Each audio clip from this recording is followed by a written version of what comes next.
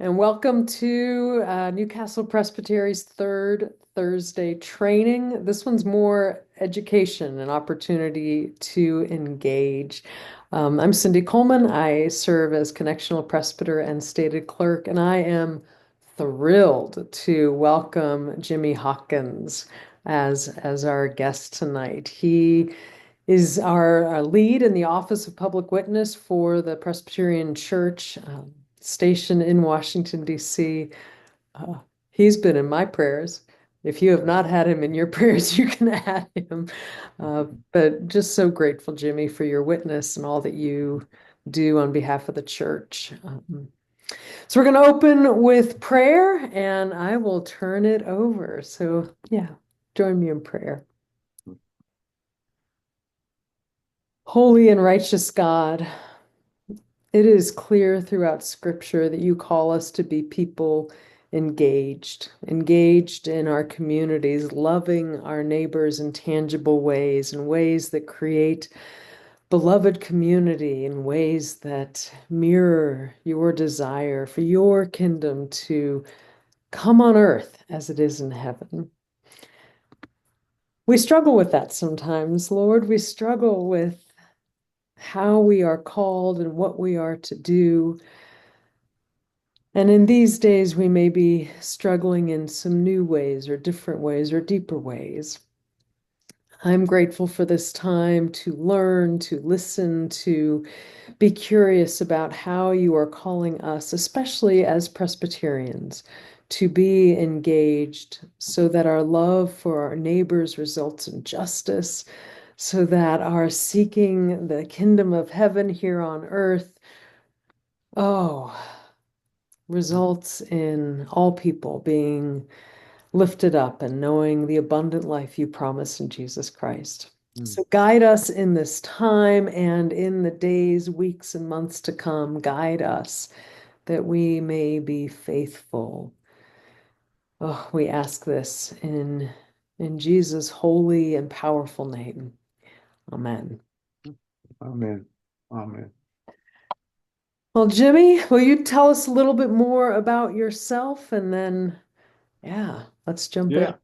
Yeah. Glad to. Thanks a lot, Reverend Cindy. She's been a very strong supporter of the Office of Public Witness and a good friend and just a wonderful representative for the church. I remember very well you and Ville Marie serving as co-moderators and is we I just can't say enough. She's been to Washington, D.C. on several times with the Poor People's Campaign and just want to say I'm so excited and honored to be here with Newcastle Presbytery this evening. I was there with you. It was probably maybe 7 years ago. You had there's a conference, I mean a resort center that you Yeah. use. Yep, our Bay Yes. retreat. Yeah, me and Amanda Kraft were there at the same time, and so I've always just you're one of my favorite presbyteries, but don't tell the rest of them. And I do need to put out a plea to you. Please tell President Biden to come back to DC. We desperately need him right now. We're in just a pickle. So just very quickly about the two offices I direct. As you all know, I'm the advocacy director for the PCUSA, and we have two offices, the Washington Office of Public Witness, located in the United Methodist Building, right across from the Supreme Court. We have a staff of 5 here. And I have my office here. This is where I started in this office. We have Catherine Gordon. I think some of you know Catherine. She does all of our international work. We have Christina Cosby, who does our domestic work and social justice. So if you call me or send me an email asking me a question specifically about those areas, I will refer you to them because they're the ones who really do our work. Then we also have Ivy Lopedito. Ivy is our young adult retreat trainer, leadership work, does conferences and events, and also some of our administrative work. And then we newly have Andrew Peterson. Andrew was with the peacemaking office, and so he was shifted over to us. So peacemaking is now a part of our work here. And I do want to say very definitively that the church has not dropped the work of peacemaking. We just kind of made some shifts, and Andrew is just a valuable part of our staff. So we have 5 in DC, and then we also have the UN office.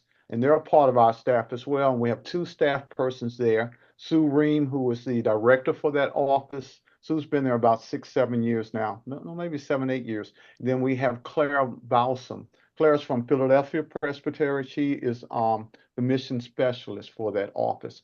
And so between the two of us, we have 7 staffers, and we also bring in young adults. We will probably have between 8 and 9 summer fellows who will be with us for 2 months. And we do this each year. So please keep this in mind for any young adults who are in the life of your congregation or in the presbytery or in your family who really are interested in public policy, social witness policy, the life of the church.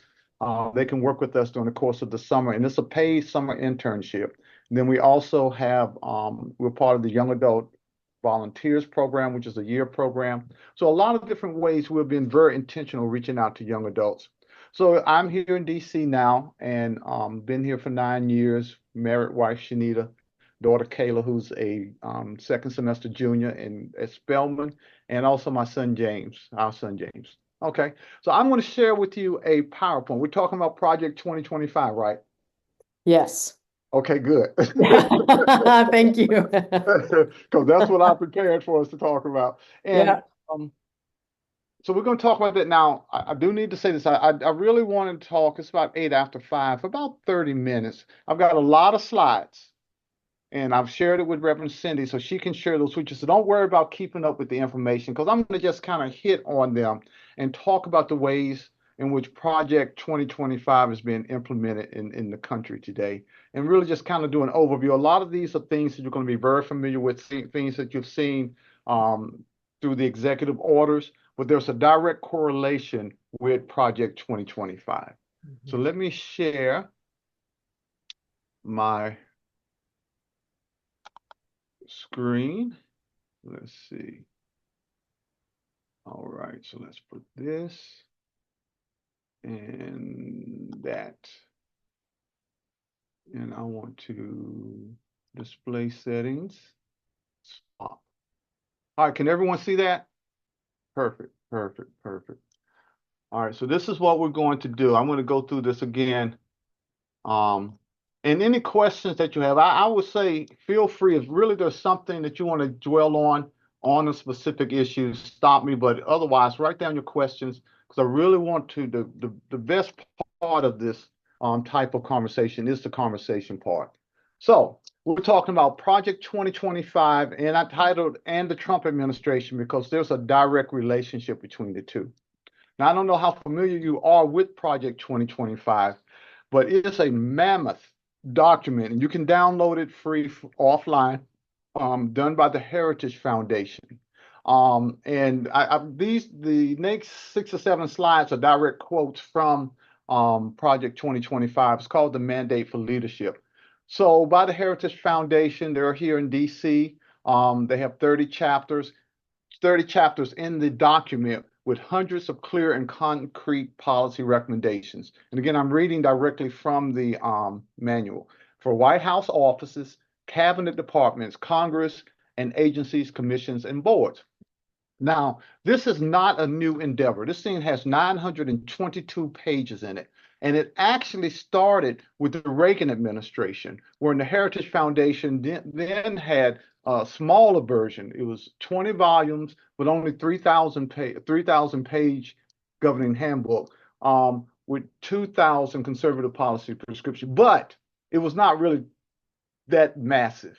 It was really a smaller version of what we have now. Again, over 900 pages now. I think that one it says 3,000 pages, but it was really, when you condense it, about 200 pages. And they gave it to Reagan in his administration. And it, again, is we're nonpartisan here. But again, the self-description of the Heritage Foundation that they are a conservative group with conservative principles seeking to implement conservative policies. So they claim that by the end of that first year, when they presented this to Reagan in 1980, over 60% of its recommendations had become policy.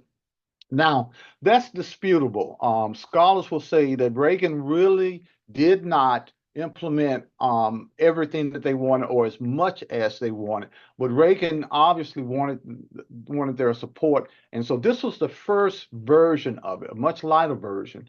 Again, it's grown over those 40 years where each year they have added to it. And let's be clear about this.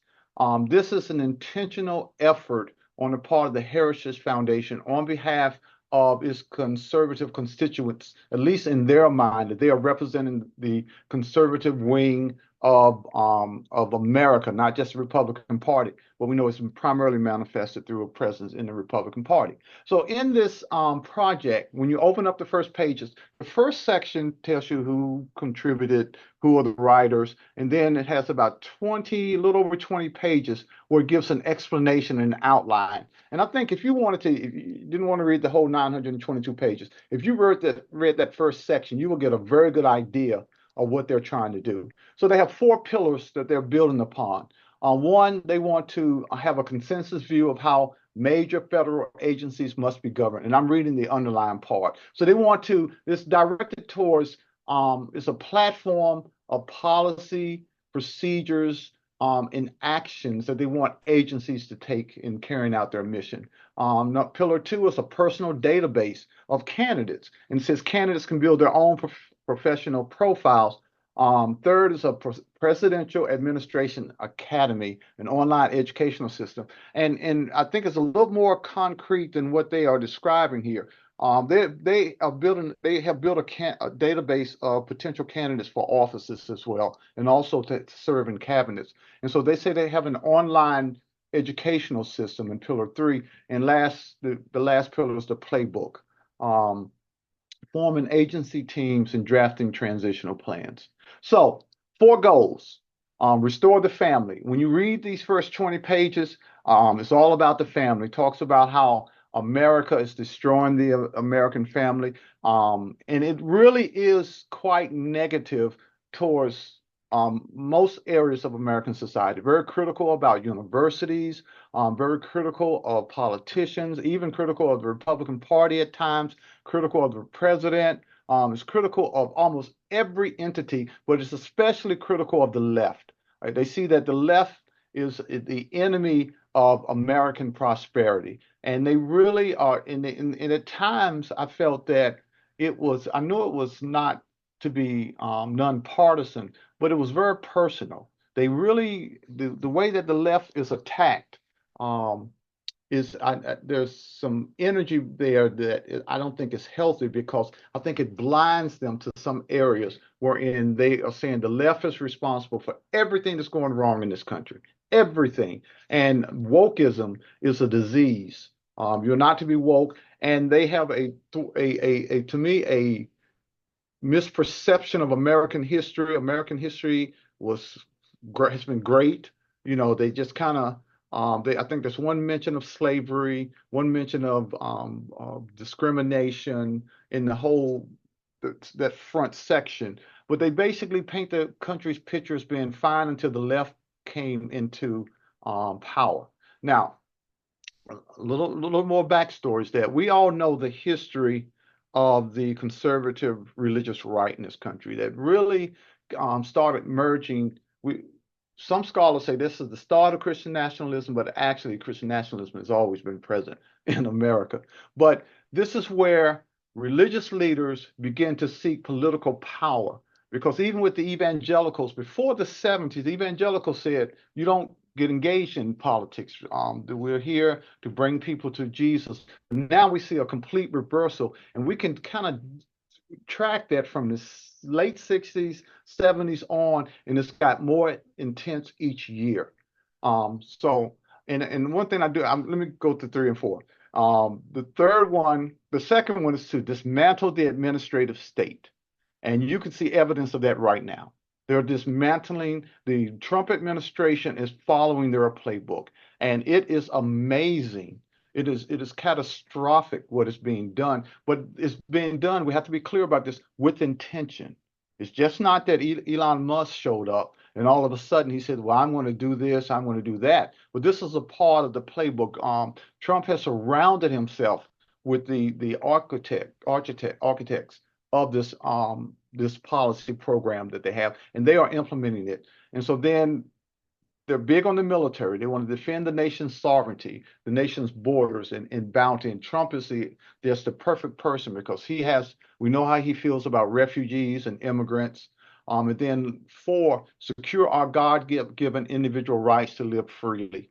And I found this part, these sections, they really harp upon this time and time again that the left is destroying the liberty and and the thing that's kind of sad is they say with intention, not just that the policies as a byproduct are destroying liberty, but the left hates liberty. This is a quote from Project 2025. And it's really quite frightening, to be honest with you, that people can have this mindset. Now, on this last one, I do need to say this, that there is a religious foundation to some of this, that some of the individuals who are writers for this project, supporters of this project, implementers of this project. They're politicians, they're businessmen, but they also are Christians.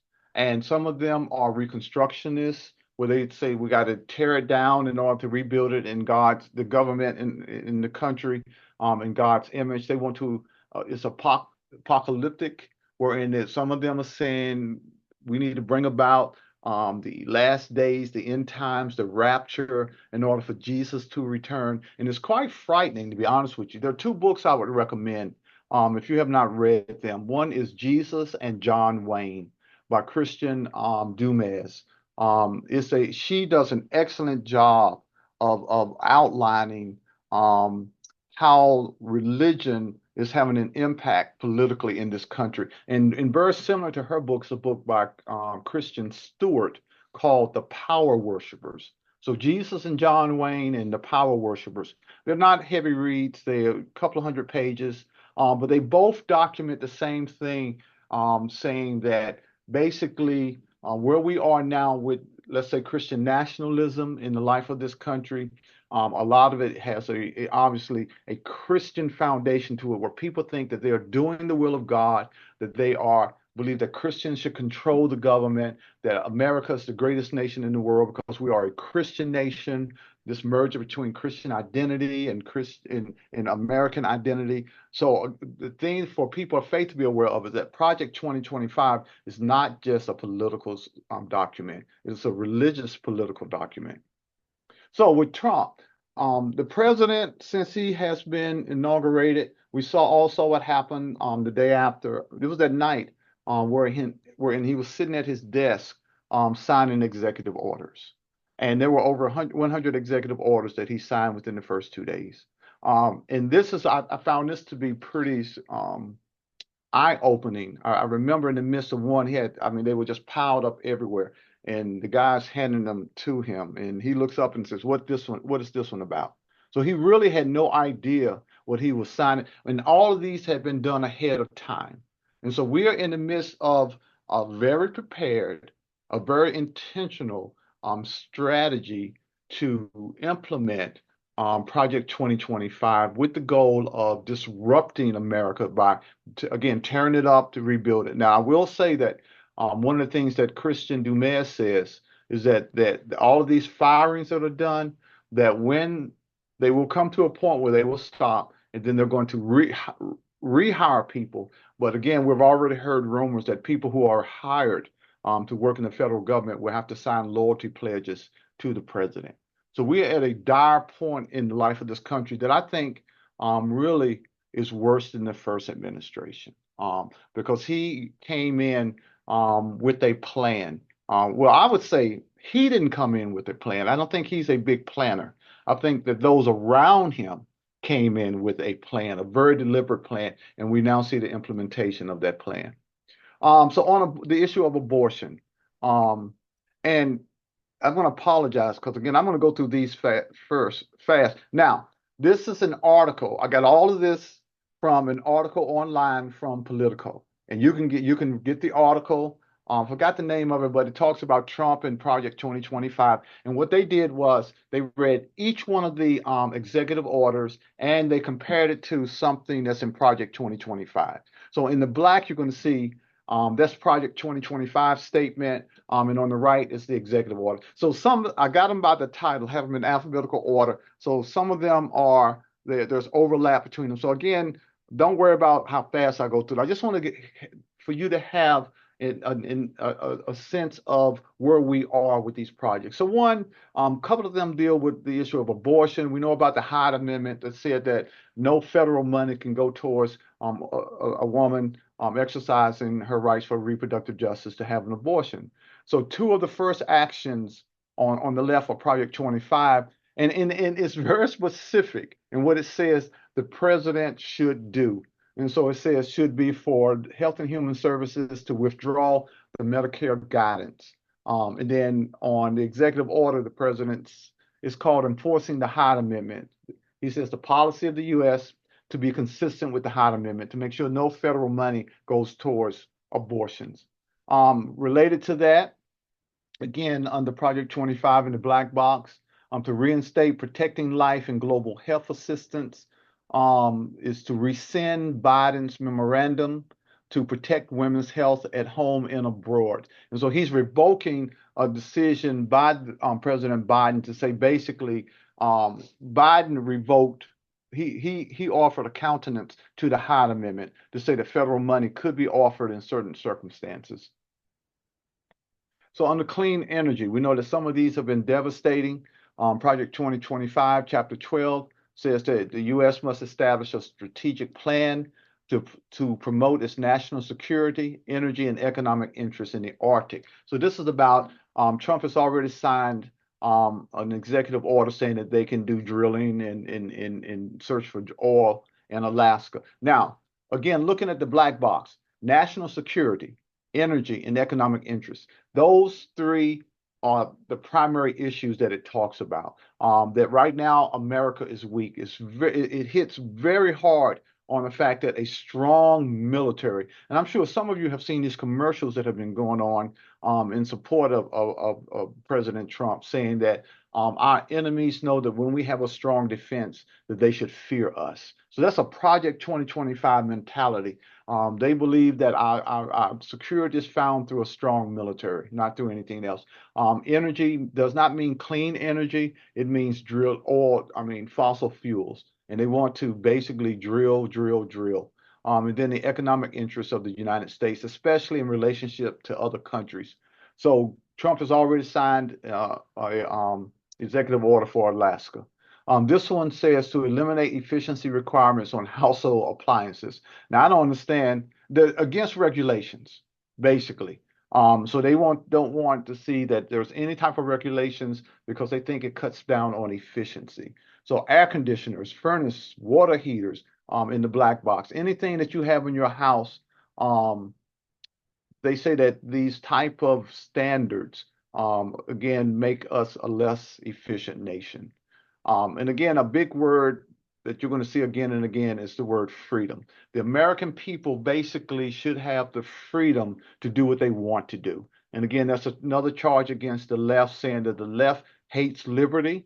It hates American freedom. It wants to be a dictatorship. It wants to control the American people. And they use the word elitist oftentimes in this.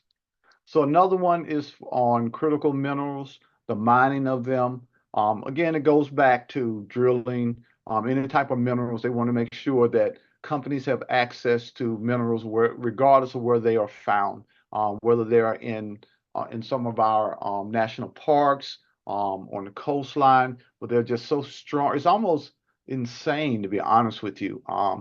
The desire to basically in the days in which we live today, we're in massive snowstorm yesterday across much of the country. We're in our seasons are out of whack. We're in climate change. We have fires in California, and then followed by mudslides, and where all of this is happening, when anyone who is over 40 or 50 years old can remember a time when our seasons were very distinct. But we see now we're having superstorms. Yet they do not see that we should take any responsibility for climate change at all. So they want to increase domestic critical minerals mining. And then also tackling the climate crisis at home and abroad in executive order. Withdraw the 30 by 30 executive order and Associated America the Beautiful initiative. Those offices are abolished. Anything dealing with clean energy, not all of them obviously have been abolished, but we have seen the attacks on the EPA. And the EPA specifically is mentioned as an office that should be abolished. We also, for the second time, the president has withdrawn from the Paris Accords. I think he did that on his second day in office. And we know that Biden put us back in. First, Trump took us out. No, Obama put us in. Trump took us out. Biden put us back in, and Trump is taking us back out again. And this, again, we know the Accords trying to reduce the effects of climate change around the world. So on the criminal justice, they want to enforce the death penalty and execute prisoners on death row. They just the harshness wherein they do not feel that people on death row should have the type of appeals. They say it takes too long to execute a person in this country. We know that the support for capital punishment has been decreasing in this country, and yet there are still those who are crying out to increase the use of capital punishment. They want to end, now this I found to be very interesting, to end the weaponization of the Justice Department. They accused the Biden administration of weaponizing the Justice Department. And so Trump has come out and condemned this. It says to identify and take appropriate action to correct past misconduct by the federal government. We see that lawyers who have investigated the president have been fired. They are the ones who are weaponizing the Justice Department, and not just against. It's just a sickness, to be honest with you. But this much of this weaponization started during the Trump administration, and we as Americans have got to be very concerned with where we are, because one of the goals is to increase the power of the president. Now, we have to admit that when you study American history, that the power of the president already is far beyond what the founders intended. They did not intend to have a very strong executive. It was to be a balance between the three.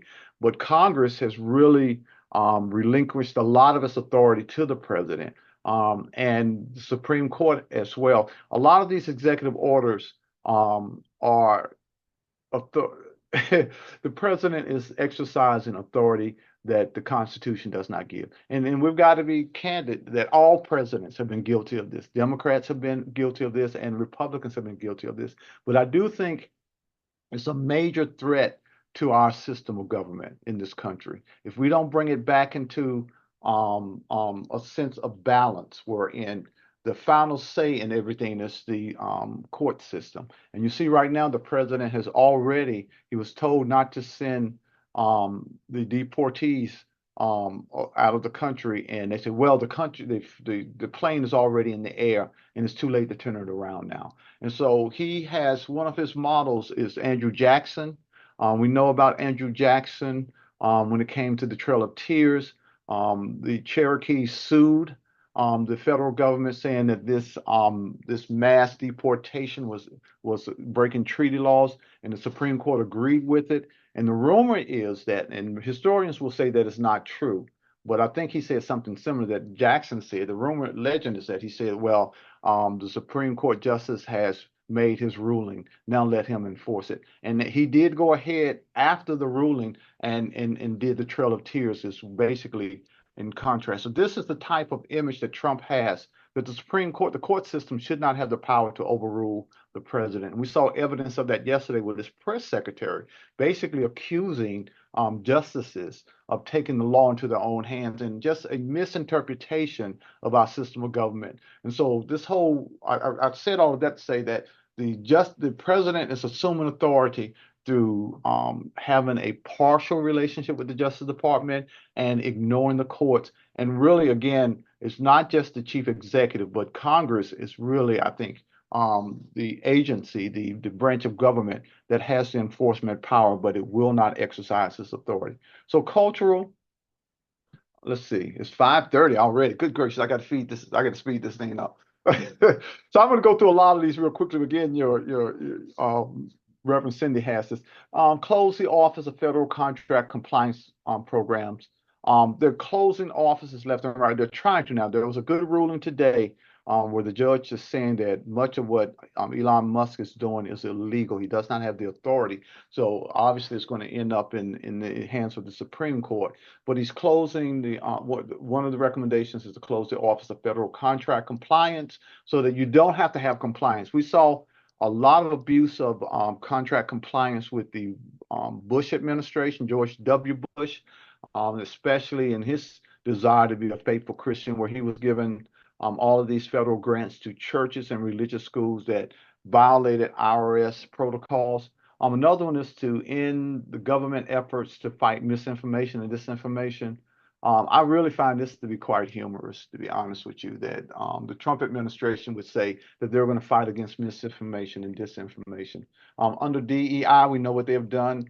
The fight to end diversity. This is strongly in the Project 2025, and it just goes hand in hand with the way the president feels about DEI and for anything dealing with equity, dealing with civil rights. Both advocated for to use the Civil Rights Act of all things to remove gender ideology and critical race theory from schools.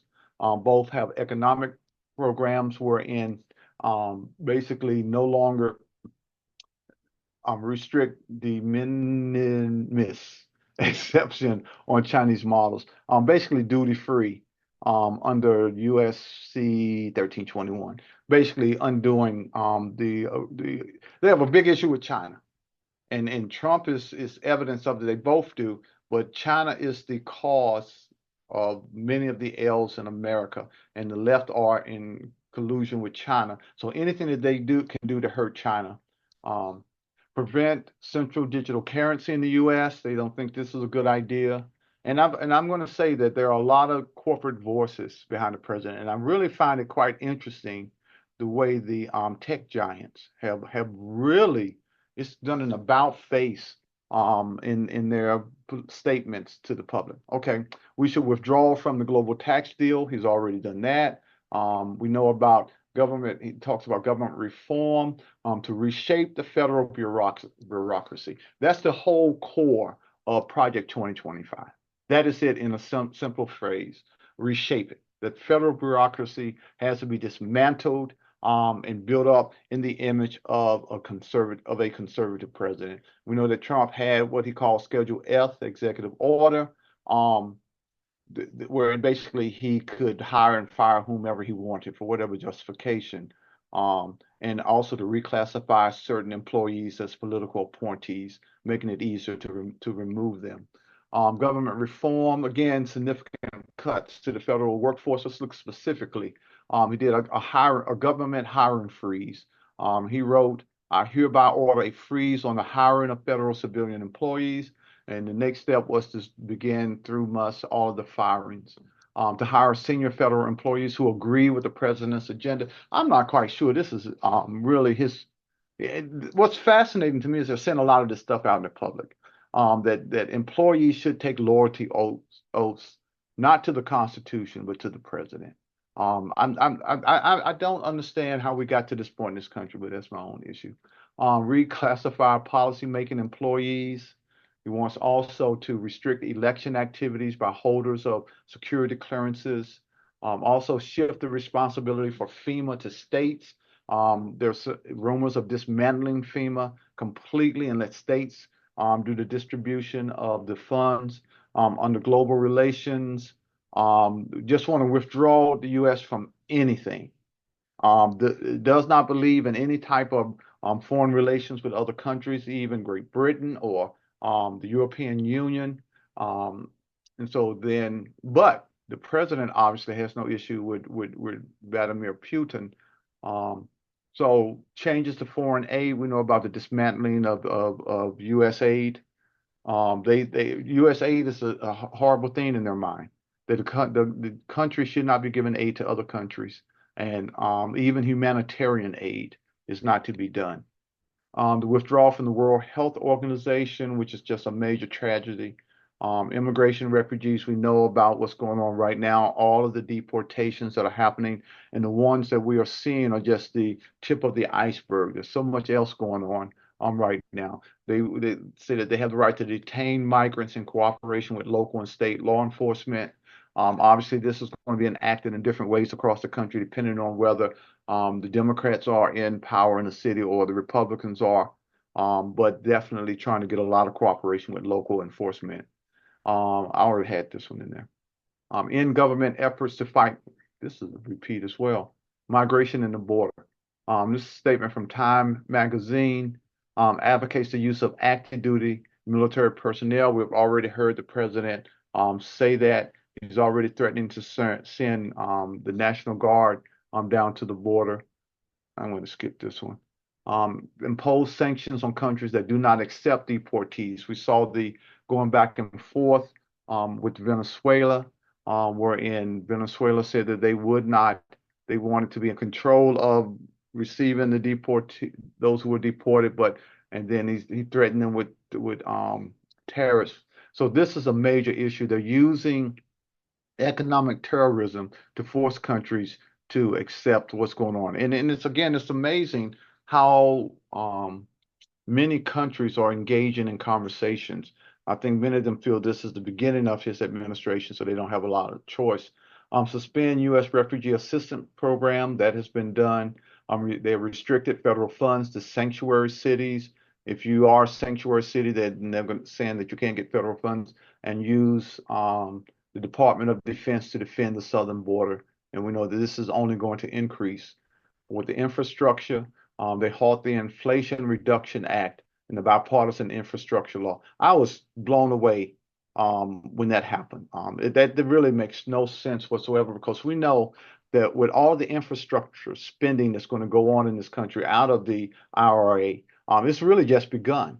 That this country is going to benefit the country everywhere we go. Bridges are in disrepair, roads are in disrepair, and there's so much construction going on, but they have halted the IRA. And with the military, they want to allow troops who were dismissed because of those who did not take the COVID-19 vaccine to bring them back, to invest in missile defense systems. Both are adamant about this. To ban transgender troops. A judge has already ruled that executive order was illegal. To end military DEI efforts, which is going on at it's a national park, or it might be at the graveyard, Arlington, where they have taken down off of the website any mentioning of African American military persons such as Colin Powell. Now, what the Arlington said, and a couple of the others have said, well, they didn't remove them; they shifted them from the forefront. But this is an attack against DEI that's going on. Sexual identity. They say that we have to recognize only two sexes. Rescind health care protections for sexual orientation and gender identity in the military, and that's our conclusion. All right, a lot of information that we went through. So got about 21 minutes. So again, your exec has the information. So what we are doing here in our offices, we have already issued an action alert to Presbyterians. I don't know how many of you saw that about 2.5 weeks ago. Um, Basically saying that we need to oppose the implementation of Project 2025. And we did a much briefer compare of the project and of some of the early executive orders. It got more hits and more retweets than any action alert that we have done in the last 2 years. So Presbyterians are very interested. Matter of fact, I have on Monday, also have another conversation with a presbytery on Project 2025. So Presbyterians are very interested in it. I will say a few words before we have your questions ready now.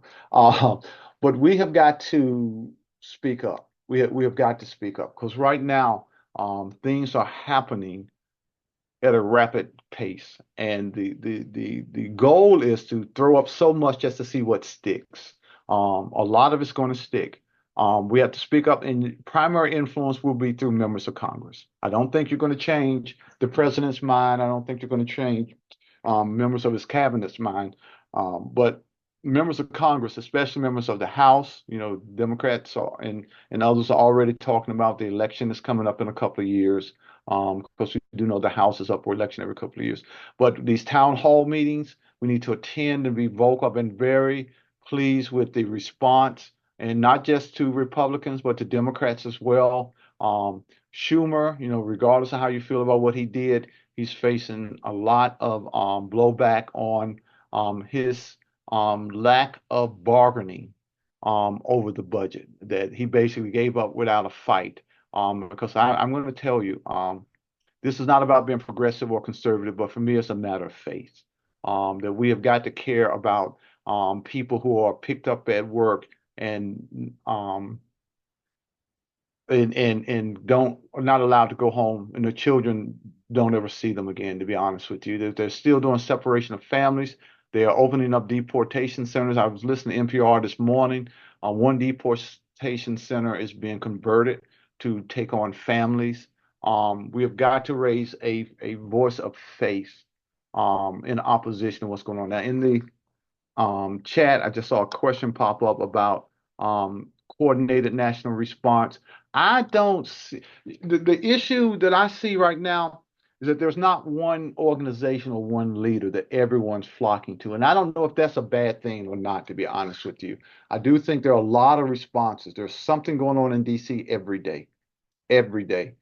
People are out protesting each Wednesday. Sojourners and the faith community is having a rally on. We had one yesterday on the Capitol grounds.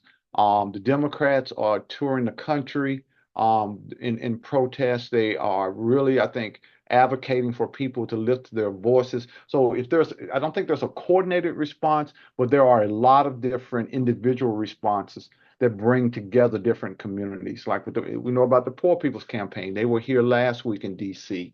And so there are a lot. So, but again, I don't know. One of the questions that the Black community had to deal with once King was assassinated was who's the national leader? And several voices said we don't need one person because we see what happens.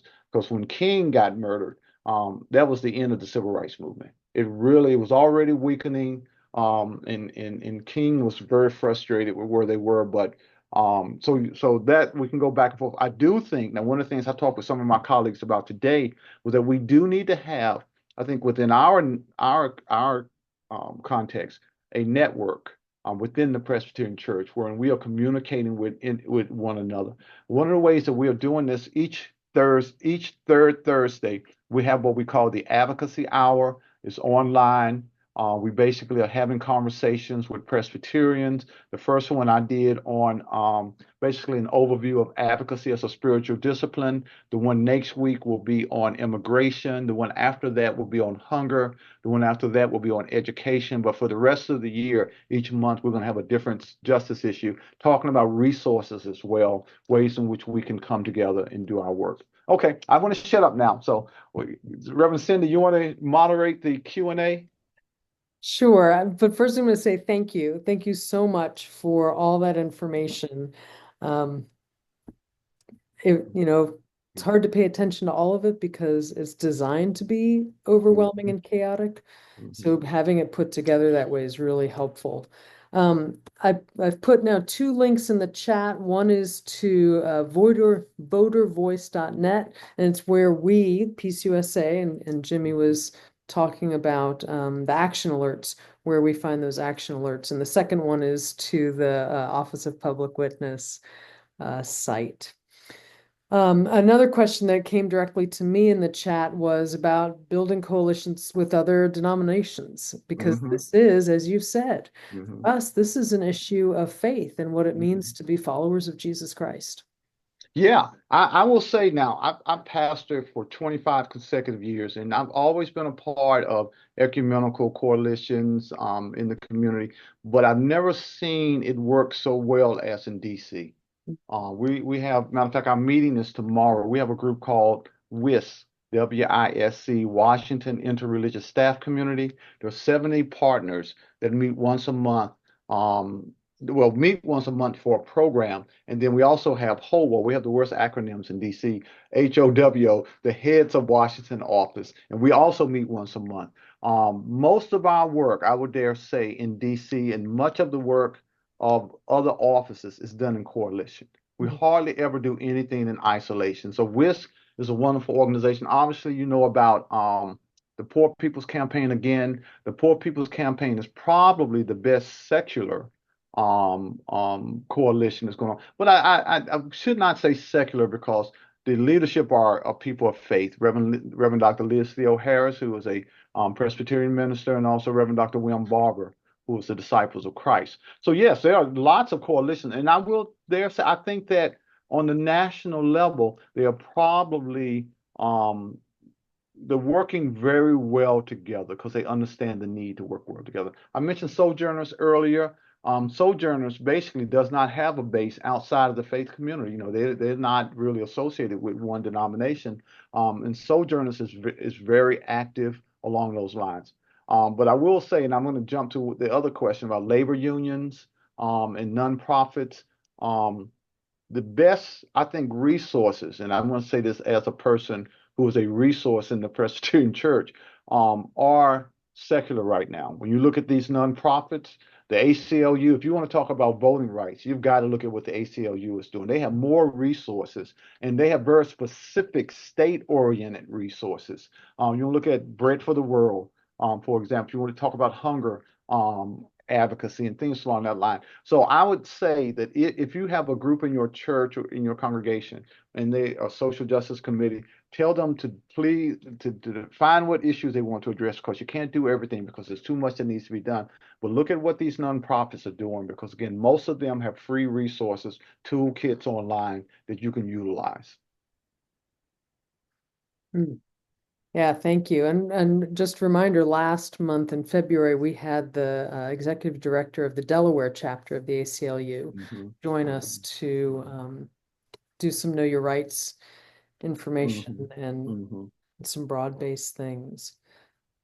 Um, I'm going to ask you, Jimmie, to say a little bit more, just in case we need to hear it about why this is an issue for us as Presbyterians and as people of faith. Yeah, I would love to. That's my elevator speech right there. Yeah. Well, one of the things that we really, and I'm going to say this about the Presbyterian Church, I am really feeling blessed by the response of the Presbyterian Church to our work. Mm. The church is really responding overwhelmingly positive. For those of you who have been in the church for a while, you know that there was a period when we had some of the elements of the church were calling for the closure of the UN office and the closure of the Washington office as well. But right now, wherever I go, the reception is very exciting, and where Presbyterians are really concerned about the direction of the country and concerned about what can we as people of faith do. So my elevator speech is that advocacy is a spiritual discipline.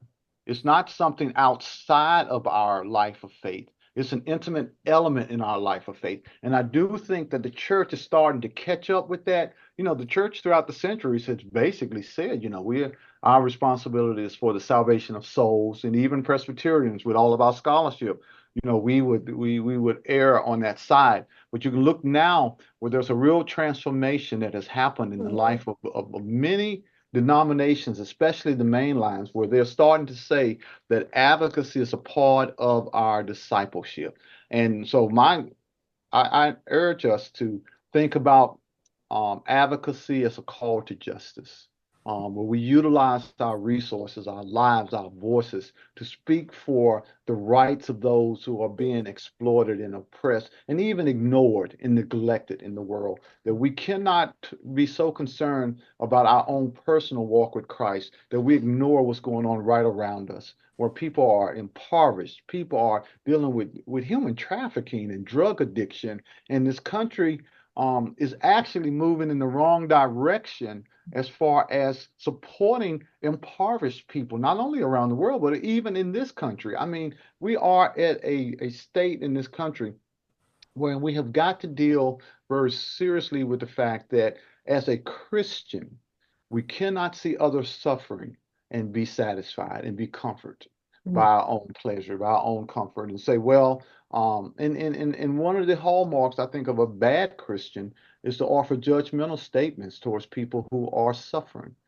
He's in jail because he deserves to be in jail. You know, he must have done something wrong. This whole antiquated theology that if you're being if you're suffering is because of sin, and Jesus dealt with that very adequately in the Bible. So, last thing I'm gonna say about this is that we advocacy is a call to justice for all people, and you cannot read scripture and not focus on justice from the beginning to the end. From the story of Cain and Abel to throughout Exodus, the last third of the Old Testament are the prophets. And what did they do? All they talked about was justice, and especially the powerful part with the prophets. They did God demanded justice not only from the individual but from nations as well. And then by the time you get to Jesus, Matthew 23:23 told the religious leaders, "You have done your tithe. You go to church, you go to synagogue, you pay your tithes, but you have neglected the weightier matters, the most important element, which is justice." And so, yeah. So we do this from a Amen. faith perspective, you know, not just to be political activists, but because this is what God demands of us. Yeah. Amen. Amen. Nancy's got her hand raised. Yeah. The reason I raised my hand is because I'm at First Church Newark, and we have been working with Ukrainian and Afghan refugees. And we have gotten very involved with them and understanding the issues they're going through. We're very concerned about what's going on. I mean, some of them are just arrived here, for instance, from Afghanistan in the last 2 weeks. Are they going to get deported? We don't know. And then we have other ones who are supposed to be getting a green card in May, but it's being delayed. And because they won't have a green card, their driver's license and their work permits won't be renewed. So they'll be sitting here in Delaware, not able to drive, not able to work. In fact, they're turning them into illegals. And they've been doing everything right the whole time. They've been following all the rules, getting all the paperwork they needed. It's so frustrating to see what's happening with this Project 2025, just trying to delay things and make things worse for honest people who are really trying to do the right thing. I get so frustrated with it. And we've got to be engaged in prayer with people, but I also say let's become informed about what our rights are and what their rights are. Again, NPR, I love NPR. I listen to NPR almost every day. Another article, verbal article that I heard says that right now nonprofits are training, and especially healthcare workers, because at first they wouldn't go into churches, hospitals, and clinics, in schools. Now they are. Everything's off. Yeah. Everything. So they said to make sure you know how to read a warrant. So if ICE shows up, it has to be signed by a judge. I just learned this. It says if the warrant does not have a judge's signature, they cannot legally enter that property. So things along that line, we've got to be engaged in as much education, and not only for ourselves, but for them as well, but also to not let them wear us down, because that's part of they want us to give up and get tired and get frustrated. And I will say this is that life is cyclical. You know, we're in it's bad now. And then as a matter of fact, we've got 3.5 more years of this. So it's obviously going to get worse, but we're in it for the long run. We're in it for the long haul. Because we do believe that God is in control and God will have the last word. But I do think I applaud what you're doing, because this is the type of ministry that the church has to be engaged in. We've got to. Jesus said, the least of these, those who have the least, those who are suffering the most. And so I applaud you for what you're doing, and keep doing it. Thank you. And have you talked with Amanda Kraft with immigration? No. Yeah, I would advise you to talk with Amanda, because Okay. she is really that's her area. Okay. I will. Yeah. Thank you. And I'll just say we're getting close to the end of the hour. Jimmie is available for a few more questions, but I want to be sure to let you all know that he knows some of what he's talking about because he wrote a book. So there's the link to find it through Westminster John Knox Press, a book, Unbroken and Unbowed, looking at the history of African American protest. And I will say this. to learn. Well, thank you. And we're a resource for you. And I really meant it when I said if there's an issue that you want to have a conversation with the office about, Catherine, any international issues, that really is her area. So feel free, and especially in the digital world, we can do the same thing on specific issues in the life of your congregations, in the life of the presbytery. We come out and we do workshops, things along that line. And by you being in Delaware, we can just drive over for a day and do. But I want to leave you with, we are a resource for you. We really want to provide you with resources of the denomination. Thank you. Friends, you can sign up to get those action alerts through the PCUSA, and they're easy. They're plug and play. They're click and go, set up so that you can easily keep pinging our senators and representatives in Maryland and Delaware. I saw one of our senators at church a few weeks ago here in Delaware, and I said, "You're hearing from me more often because you need to hear from me more often." And even if we know that their politics align with our values, getting those messages gives them statistics to draw on. So many of my constituents, this percentage of folks that I'm responsible to are asking for me to take action on that. So it's worth taking action, even if it's a small form letter that you click on. And yeah. And they do pay attention. They pay attention to their constituents. They really do. Yeah. Thank you, thank you, thank you. You have so much going on, Jimmie, and you are in the heart of everything that's rolling out. Thank you for taking some time for us here in Newcastle. But blessings on your ministry, on the folks in your office, the young adults who are going to be coming in over the summer. May you be blessed with perseverance, with courage, with that crazy hope. And the peace that passes understanding, so that you can keep doing this work and helping guide us.